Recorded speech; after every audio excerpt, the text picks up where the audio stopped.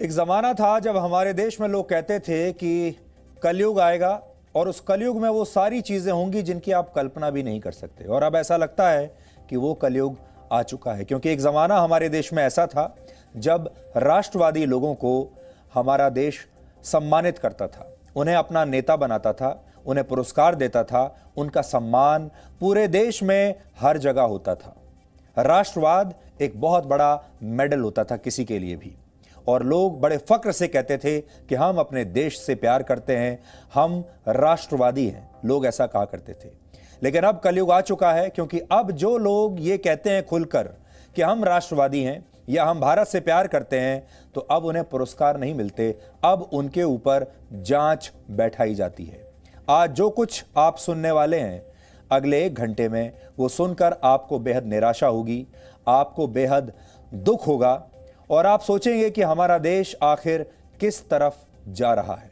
आज हमारा सबसे जरूरी सवाल यह है कि क्या अब भारत में भारत के पक्ष में बोलना या ट्वीट करना सबसे बड़ा अपराध बन चुका है, और क्या भारत में आज ऐसी परिस्थितियां बन गई हैं कि रिहाना और ग्रेटा थनबर्ग को भी शायद इस देश में भारत रत्न अब मिल सकता है।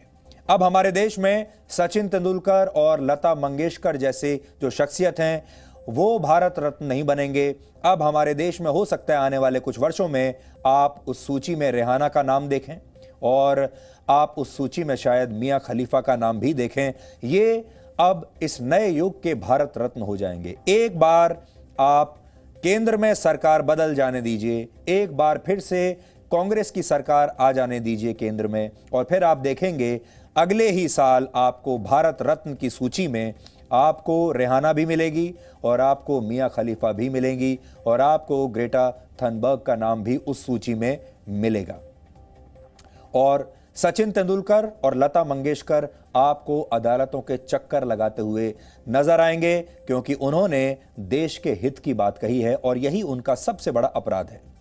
आज के हमारे इस विश्लेषण में हम इन सभी सवालों का डीएनए समझने की कोशिश करेंगे, लेकिन सबसे पहले हम आपको उस खबर के बारे में बताते हैं जिस पर देश भर में आज चर्चा हो रही है और जिसकी वजह से यह निराशा का माहौल पैदा हुआ है। यह खबर महाराष्ट्र से आई है, जहां महाराष्ट्र की सरकार ने यह फैसला किया है कि वो क्रिकेट के भगवान कहे जाने वाले सचिन तेंदुलकर, स्वर कोकिला के नाम से मशहूर लता मंगेशकर, अभिनेता अक्षय कुमार और भारतीय क्रिकेट टीम के कप्तान विराट कोहली जैसे तमाम लोगों द्वारा किए गए उन ट्वीट्स की जांच करवाएगी जो भारत को बदनाम करने वाली अंतर्राष्ट्रीय साजिश के जवाब में किए गए थे।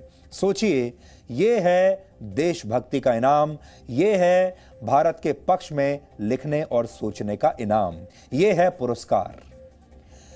महाराष्ट्र में इस समय शिवसेना, कांग्रेस और एनसीपी की गठबंधन सरकार है और इस सरकार में एनसीपी के कोटे से गृह मंत्री हैं अनिल देशमुख, जिन्होंने इस जांच के आदेश दिए हैं। और सबसे अहम बात यह है कि यह कदम कांग्रेस के नेताओं की शिकायत के बाद उठाया गया है। सोचिए, भारत की आजादी में जिस पार्टी की सबसे बड़ी भूमिका रही हो, जिस पार्टी की भूमिका को बार बार याद किया जाता हो, वो पार्टी आज कहां खड़ी है। इसलिए हमें यह कहने में संकोच नहीं है कि आज Indian national Congress anti national Congress बनकर रह गई है।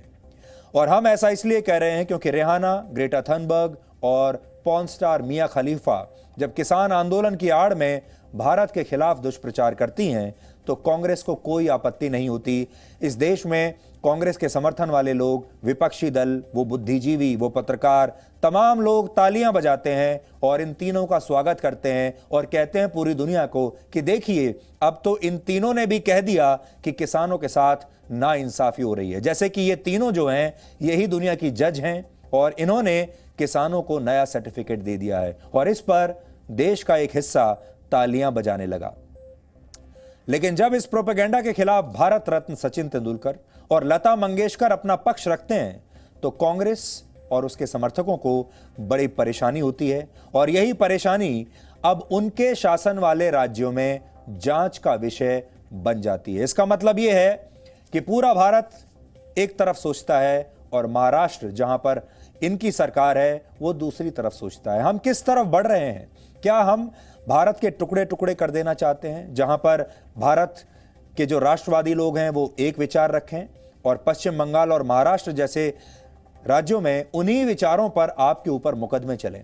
हम चाहते हैं कि आज आप इस जांच के पीछे छिपी उस मानसिकता को भी समझें जो राष्ट्र प्रेम में भी राजनीति तलाश लेती है। और इस राजनीति को समझने के लिए अब आपको हमारी कुछ बातें बहुत ध्यान से सुननी चाहिए, क्योंकि यह मत समझिएगा कि आज ये सब सचिन तेंदुलकर के साथ, भारत रत्न के साथ हो रहा है, अगला नंबर आपका होगा। ये तस्वीरें आप देख रहे हैं जब सचिन तेंदुलकर को राष्ट्रपति भारत रत्न से सम्मानित कर रहे हैं। देखिए उनके चेहरे पर कितनी आभा है, कितनी खुशी है। यह भारत का सर्वोच्च सम्मान होता है, इससे ऊपर भारत में कुछ नहीं। किसी भी सिविलियन के लिए, किसी भी नागरिक के लिए इससे बड़ा सम्मान कोई नहीं हो सकता। लोग, ये इतना बड़ा सम्मान है कि शायद लोग इसका सपना देखने में भी डरते हैं।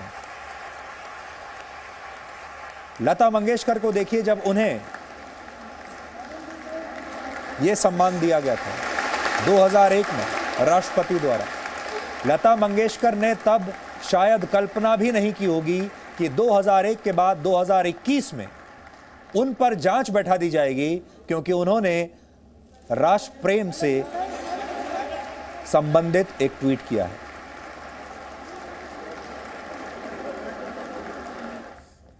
अब आप सोचिए, लता मंगेशकर, सचिन तेंदुलकर जिस दिन राष्ट्रपति भवन में ये भारत रत्न सम्मान ले रहे होंगे, तब क्या उन्होंने ये कल्पना की होगी? इसलिए आप भी शायद ये कल्पना नहीं कर पाएंगे कि आने वाले वर्षों में और क्या हो सकता है। ये पूरी जांच भारत सरकार के विदेश मंत्रालय द्वारा दिए गए उन हैशटैग से जुड़ी हुई है जिन पर ये ट्वीट किए गए थे। और ये हैशटैग आप नजर डालिए, ये हैशटैग क्या कहते थे। आप फिर से ये सोचने पर आपको मजबूर करेंगे। ये हैशटैग थे इंडिया टुगेदर, एक हैशटैग था जिसका मतलब भारत एक साथ है, भारत एकजुट है। दूसरा हैशटैग था इंडिया अगेंस्ट प्रोपेगेंडा, यानी भारत इस दुष्प्रचार के खिलाफ है। ये दो हैशटैग थे। अब आप सोचिए इन दोनों हैशटैग्स में ऐसा क्या है जिसकी जांच की जाए। इस हैशटैग पर भारत में लाखों ट्वीट हुए और ट्वीट करने वालों में भारत रत्न सचिन तेंदुलकर और लता मंगेशकर भी शामिल थे। और यही उनसे एक अपराध हो गया। उन्होंने अपने ट्वीट्स में भारत के आंतरिक मामलों में बाहरी लोगों के दखल का विरोध किया था, भारत में एकजुटता की बात लिखी थी और यह लिखा था कि भारत अपने आंतरिक मसले खुद सुलझा सकता है।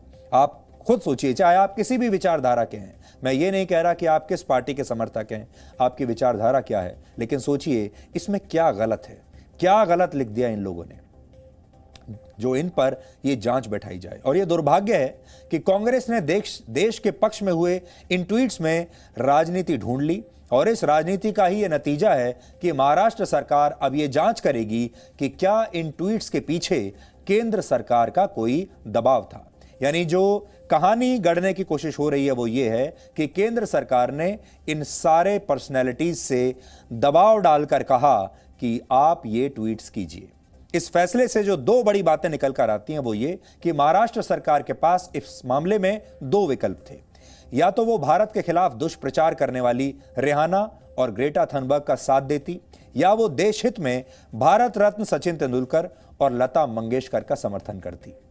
ये दो ही बातें हो सकती हैं। आपके सामने भी ये दो ही विकल्प हैं। आप किसके साथ हैं?